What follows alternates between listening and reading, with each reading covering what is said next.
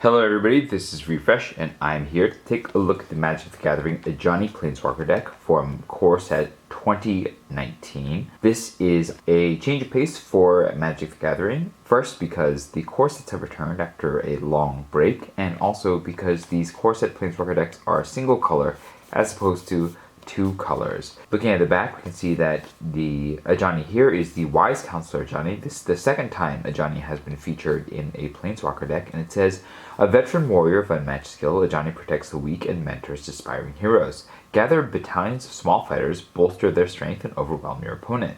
The contents include a deck box, a ready-to-play 60-card deck, one 15-card booster pack, as well as a strategy insert and a magic quick reference card. If you've seen Planeswalker decks in the past, they've actually contained two booster packs, so this contains one less booster pack, but the MSRP of this deck is slightly less to account for that lack of a booster pack, and I think it's a fair reduction of MSRP. Let's go ahead and take a look at what's inside. You have your Ajani Planeswalker with a nice foil shine to it. It's just a little bent, as these Planeswalker cards usually are in the front case. We also have a nice deck box with some sweet Ajani artwork on it and his name on the side. Inside we have our 60-card deck. We have a booster pack from core set 2019. We have our magic quick reference card. As you can see, the quick reference card dates all the way back to Kaladesh with the first Planeswalker decks that were ever released. And so it tells you a little bit about how to cast spells, what mana is, and what lands make those things, a little bit about the different card types, and then how to set up the game, how to win the game, and it tells you all the different parts of a turn. This is only useful for those who already kind of know how to play the game, but need a reminder about these little bits of information, and it won't be able to teach you the game itself, but as a reference, perhaps it might be helpful to a very small slice of the player base. This also says, hey, before you play, and if you take a look at it, it tells you that the deck is fully ready for battle, but you shouldn't put any new cards in it until you've played it a little bit to understand how it works.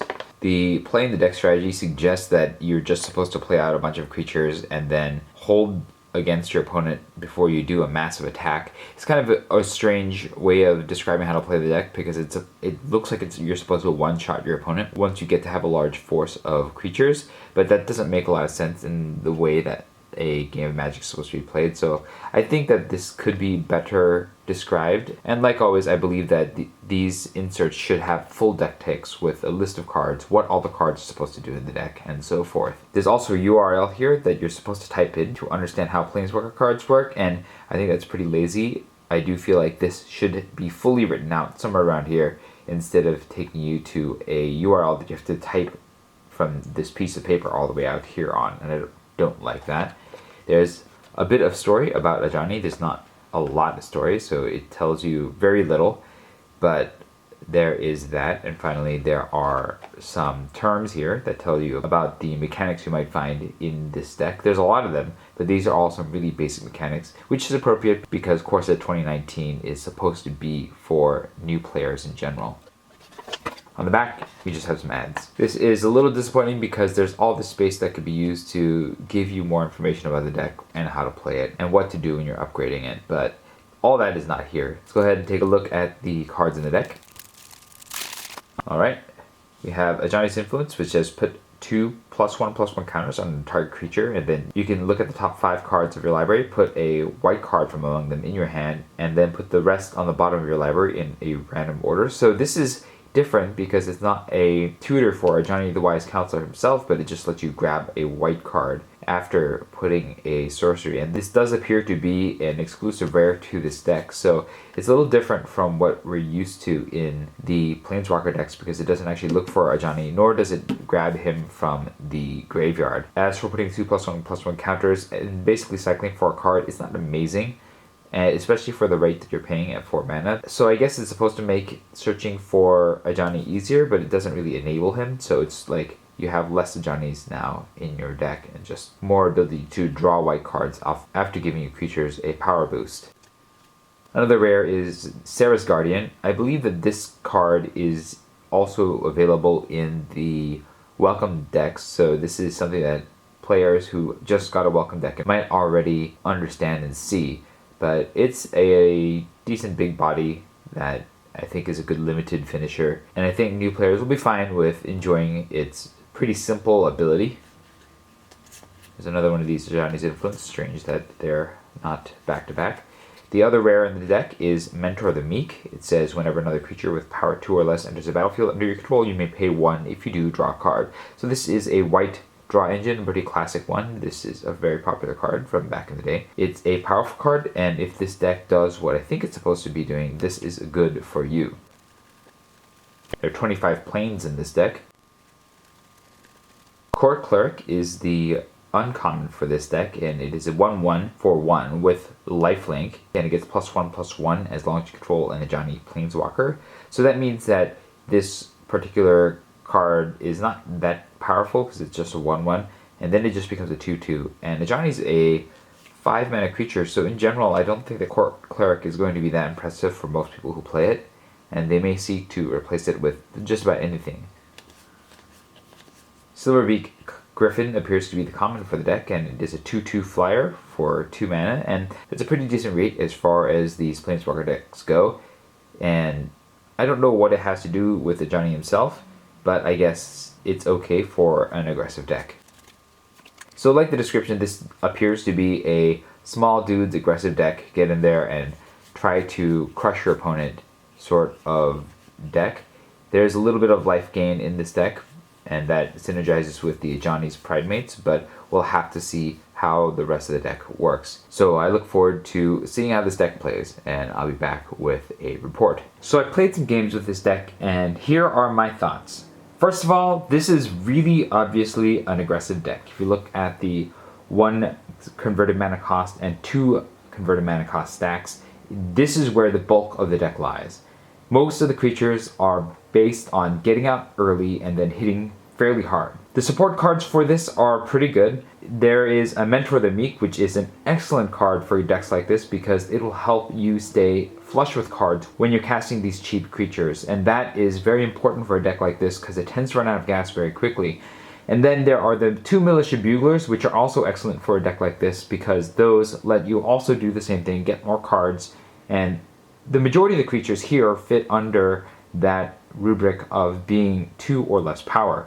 There are a couple exceptions that I don't understand, like the Oresco Swiftclaws. At 3 power, they don't actually combo well with the Militia Buglers or the Mentor of the Meek. And so, even though I understand that you might be able to get in there a little bit with the Pegasus Courser and do some damage, I feel like it's a bit of a miss in terms of what this particular deck is trying to do. The other weird things about this deck that I don't 100% understand is that you have the Rustling Falcons, which are 1/2s, and they're great if you have some way of permanently powering them up, but right now the only permanent power up is the Knight's Pledge here. And then much later down the line you have some Ajani's Influences, which can put counters on them, but by the time that you're at 4 mana, you want to be casting things that are a little bit more impactful than pumping up your Rustling Falcons. Like, you want these things to get in a lot of damage early, and then once they lose irrelevance, you want to hold out for something more like an Inspired Charge for the win. The other thing about this deck is that as a white deck, there's a very slight life gain sub-theme, and that's played with these 2 Ajani's Pridemates as the payoff for the life gain. And then as the means of getting life gain, we have the Court Clerics, which have lifelink.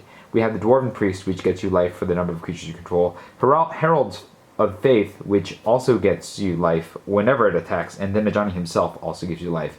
And all these things are great, but these are literally only payoffs for having life gain in your deck, and 2 is probably just a little bit short of what you really want. You want something a little bit more potent, or you want a lot more Pridemates, and this deck provides neither, and in that case, I feel like the life gain is just slightly irrelevant for what this deck is really trying to do, which is to be very aggressive. Fortunately, most of the rest of the deck works towards that purpose. There are some significant flaws with this deck, though.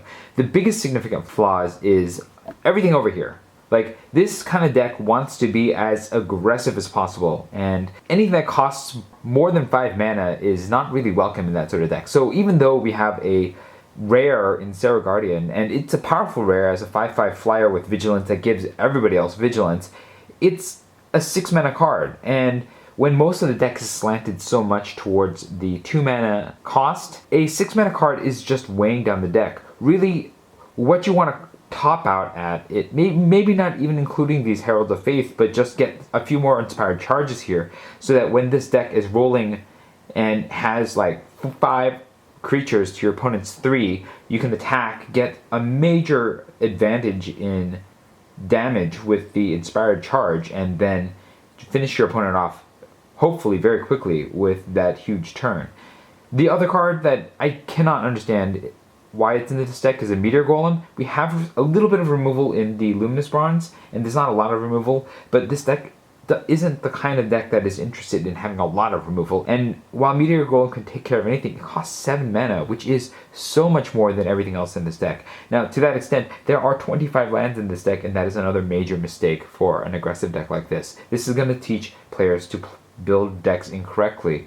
With 25 lands, I understand why they're here, because you want to be able to cast the Meteor Golems and the Serra Guardians and all that. But that is an excessive amount of lands, even for a deck where the curve isn't so distributed towards the lower converted mana costs. 24 would often suffice. This is probably 2 or 3 lands too much for a deck that's normally trying to do everything that's down here.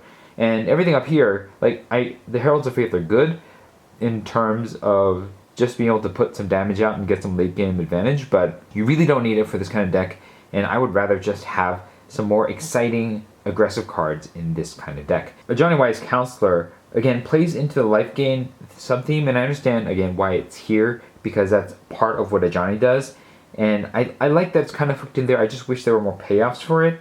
And then the rest of what Ajani does really does feed well into this aggressive sort of theme, except that his ultimate is just putting a bunch of counters on one creature based on your life. And that is, I guess, a payoff for life gain, but getting Ajani to that amount of loyalty, I don't think is going to be something that you can really count on, especially when this deck starts to run dry of its gas, which will inevitably happen because of how many lands are in this deck. So I applaud the deck for mostly getting the aggro shell right. Like, everything down here is kind of what you want for this kind of deck, and then everything up here is not what you're really looking for this kind of deck. Do you like aggressive decks? Do you want to not worry about having 2 colors? Then this is the first Planeswalker deck that does that sort of thing fairly well.